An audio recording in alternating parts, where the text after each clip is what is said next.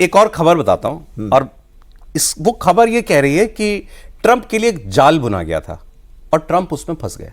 हम उसका collateral damage है। ये एक्चुअल जाल ट्रंप के लिए था और ये जाल बनाया था पाकिस्तान में। खबर है, एक लंदन का अखबार है, इसका नाम है लंदन डेली, एक बड़ा अखबार है वहां का। वो खबर ये कह रही है अपने पाकिस्तानी सोर्सेस से कि ऑप सिंदूर के बाद जब मुनीर को बुलाया गया तो पाकिस्तान ने ये सोचते समझते हुए ट्रंप को नोबेल प्राइज के लिए नॉमिनेट किया कि ये काम भारत कभी नहीं कर सकता। India will never do this, तो हम करेंगे। इंडिया पे प्रेशर बनेगा कि तुम भी करो, और मतलब ट्रंप इस बात को लेकर के दबाव बनाएंगे भारत के ऊपर, जो उन्होंने बनाया अब ये बड़ा क्लियर है। और वो उसी बात में, उसी ईगो को फिर वो खींचते उस आर्गुमेंट को कहीं का कहीं ले गए। लेकिन इस सब की शुरुआत हुई ऑप सिंदूर के बाद पाकिस्तान की उनको नोबेल से नॉमिनेट करने को लेकर। आप लगता है आपको ये बात सही? बिल्कुल। और जिस व्यक्ति ने आसिम मुनीर से कहा था ये, वो स्टीव विटकॉफ का बेटा जैक विटकॉफ है।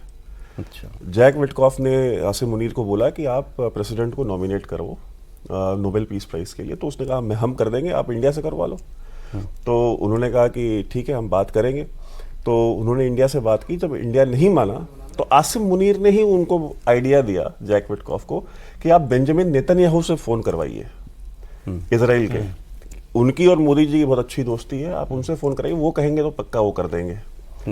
तो उन्होंने बेंजामिन नेतन्याहू से कहा, नेतन्याहू ने फोन भी किया और प्राइम मिनिस्टर को बोला भी कि आप हम तो नॉमिनेट कर ही रहे हैं, क्योंकि इजराइल ने भी नॉमिनेट किया। तो उन्होंने कहा कि भाई पाकिस्तान भी कर रहा है, हम भी कर रहे हैं, आप भी कर दीजिए।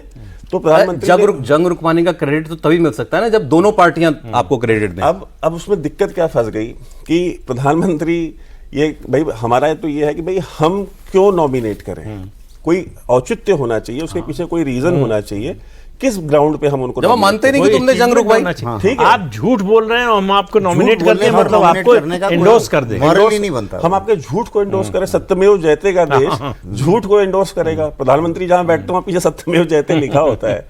तो हमने मना कर दिया, हमने कहा कि नहीं भाई हम नहीं करेंगे। तो हमने उनको भी मना किया, हम्बली मना किया कि भाई हम उस चीज के लिए एग्री नहीं है। तो ये जो आपकी जो खबर लंदन डेली की है वो बिल्कुल सही है। और ये सारा का सारा काम जो है जैक विटकॉफ के जरिए, और ये इवन डोनाल्ड ट्रंप फैमिली का जो इन्वेस्टमेंट क्रिप्टो, दूसरा इन्फ्लुएंशियल पार्ट है, और वो ये है कि भाई उनके नार्को मनी और जो भी दुनिया भर के उनका नंबर 2 का पैसा है वो उसमें क्रिप्टो वगैरह में डाल दो। वो बात तो सही है। क्रिप्टो की उनकी जो डील है उनके दोस्त की, अब ये देखिए कितना खतरनाक है। हाँ सर, एक अच्छी वो भी जैक विटकॉफ नहीं करवाई भाई। एक बड़ा मतलब शुरुआत में होने जानी थी बात की, वो हमने थोड़ी सी टच भी करी, जो उनका वो जॉन बॉटल कह रहे हैं कि भाई ये पर्सनल दोस्ती के चश्मे से दो रिश्तों को आंकते हैं ट्रंप। मतलब मोदी जी और ट्रंप की दोस्ती खत्म है ना। मुझे तो आज ये ट्वीट देख के ये लगा कि कहीं पता लगे 2-4 फोन और उसने किए और मोदी जी ने ना उठाए हो नहीं उसके बाद ट्वीट किया हो। नहीं, आप देखिए, पर्सनल रिश्ते तो उसी दिन खत्म हो गए जब उन्होंने कहा कि मैंने फोन करके वॉर रुकवाए। दोनों देशों को कहा कि अच्छी डील करूंगा, अगर नहीं मानोगे तो डील नहीं करूंगा तुम्हारे साथ। अपना अपमानजनक भाषा की, I will put tariff so heavy that your heads wheel spin. हाँ, सर चकरा जाएगा। हाँ। जो तो सर किसका चकरा रहा है। देयर इज अब दोनों लीडर्स के बीच, मोदी और ट्रंप के बीच, आपको नहीं लगता कि कोई संबंध बचे हैं? ना, खत्म है। मतलब ट्रस्ट नहीं बचा है। ट्रस्ट नहीं है। देश दोनों अपने अपने देश के जो है तो एक स्टेटमेंट बता देता हूं इस बारे में। कांग्रेसमैन है एडम स्मिथ वहां के, वो कह रहे हैं Modi didn't nominate Trump for Nobel, we have alienated a major ally like India because Trump is personally offended. कि वो पर्सनली नाराज है, ऑफेंडेड है, इसीलिए एक देश खो दिया। तो इसको बोलते हैं ना, एक टैक्टिकल गेम के लिए this is an idiotic foreign policy. आपने एक स्ट्रेटेजिक मिस्टेक कर दी, तो ये उन्होंने एक बहुत बड़ी मिस्टेक कर दी है छोटे से गेन के लिए, और ये जो है वो अमेरिका को भारी पड़ेगी। और अमेरिकियों को समझ में आ रहा है कि इनके ईगो के चक्कर में ये बहुत बड़ा नुकसान हो गया।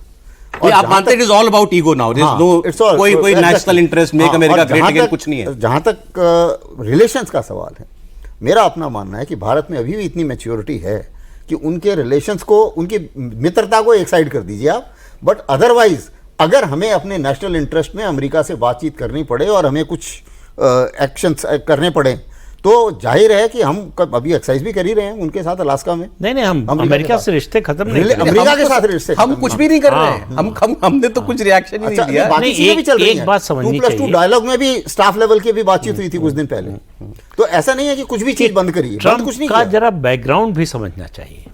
कभी पॉलिटिशियन नहीं रहे, इकोनॉमिस्ट नहीं रहे। अमेरिका के ज़्यादातर राष्ट्रपति जो है आर्मी में रहे हैं, वो कभी आर्मी में नहीं रहे। तो ना कभी डिप्लोमेसी में रहे, वो सिर्फ डील मेकर हैं, वो भी रियल एस्टेट की डील करने वाले। तो माइंडसेट उनका वही है। ठेकेदार हैं सर। हाँ, ठेकेदार हैं कि दबाव डालो और फिर समझौता कर लो।